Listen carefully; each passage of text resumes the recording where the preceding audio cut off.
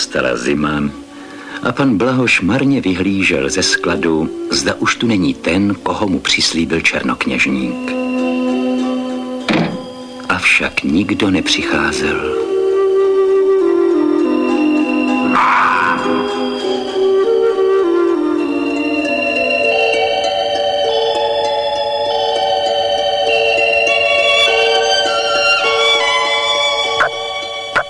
Nastalo jaro a pan Blahoš ze samého čekání už byl netrpělivý. Až jednoho dne vyšel ze skladu a vidí, jak nějaký pán přichází od hlavního nástupiště a s ním malý chlapeček, který vlastně ani nejde, ale poskakuje a pobíhá a každou chvilku vběhne mezi koleje. I rozběhl se k chlapečkovi, aby mu vyčinil, když tu slyší, jak chlapeček volá na dědečka. Dědečku, proč ta mašinka leze z kůlničky? A pan Blahoš si náhle vzpomněl na slova velkého černokněžníka za baby. A tak pan Blahoš řekl, jak pak se jmenuje ten váš chlapeček? A dědeček řekl, jmenuje se Pavlíček. My mu doma říkáme Pašíček. On má strašně rád mašinky a vůbec každé nádraží.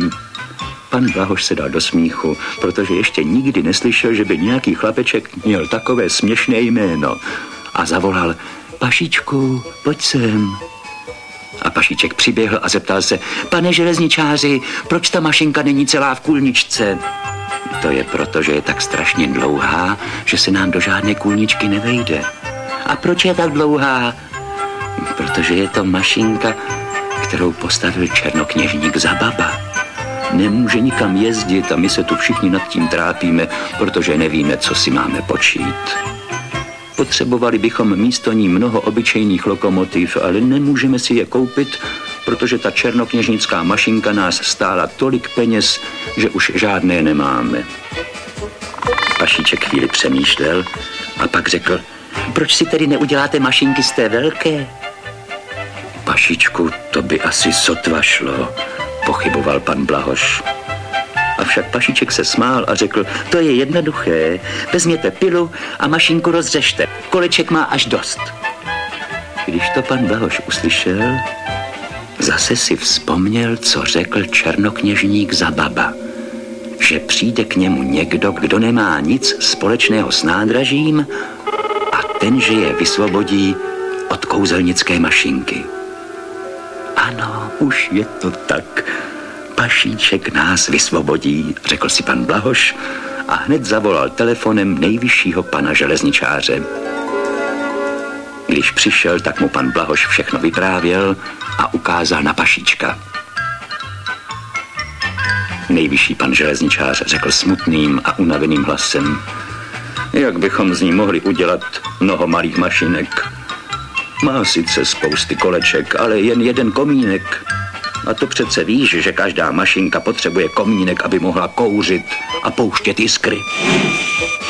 Pašíček se znovu usmál a řekl, tak si udělejte komínky z toho, co vám zbude, až mašinku rozřežete. Sotva to dořekl, začal se nejvyšší pan železničář usmívat a řekl, Pašíčku, ty jsi nás všechny zachránil. A hned se otočil k telefonu a volal odtud do všech továren po celém Smíchově.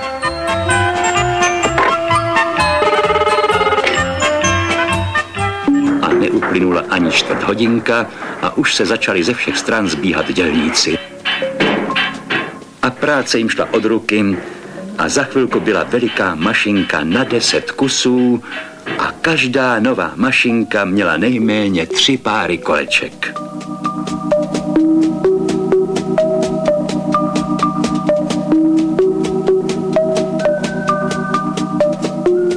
Ale jen u jediné byl komínek. Ty ostatní byly bez komínků. A tak pozbírali všechny kousky, které odpadly a slévači a kováři je spojili do takové dlouhé roury. Když rozměřovali komínky, Pašíček začal počítat 1, 2, 3, 4, 5, 6, 7 a pak se zaškobrtl, protože počítat ještě dobře neuměl, 8 vynechal a řekl hned 9. Přišli na to, až když bylo všechno hotovo. I řekli nejvyššímu panu železničáři, co se stalo, ale ten se vůbec nezlobil a řekl, co na plat. Jedna mašinka zůstane bez komínku.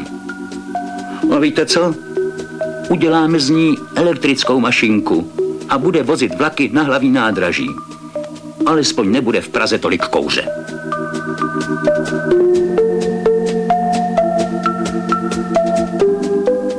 Všichni se radovali, jak moudře nejvyšší pan železničář rozhodl, a pak se postavili do řady a nejvyšší pan železničář řekl, milý Pašičku, děkujeme ti, zasloužíš si odměnu. A dal Pašičkovi lístek, na kterém bylo napsáno, že Pašiček smí jezdit všemi mašinkami, ať je to kdy chce a kam chce.